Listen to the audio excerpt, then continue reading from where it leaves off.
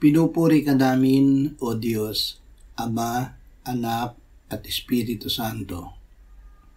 Salamat, Ama, na ibinigay mo sa amin si Jesus na iyong anak, na namatay para sa aming kasalanan, iyong muling binuhay, iniakyat at iniluklok sa iyong kanan sa langit.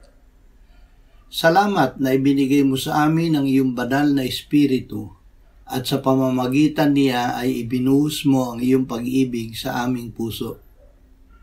Ama, ibigay mo sa amin ang pagnanais at kakayahan na kilalanin si Jesus na aming tagapagligtas at Panginoon sa harap ng mga tao. Salamat, Panginoong Jesus, na ang bawat kumikilala sa iyo sa harap ng mga tao ay kinikilala mo rin sa harap ng Ama sa langit. Amen.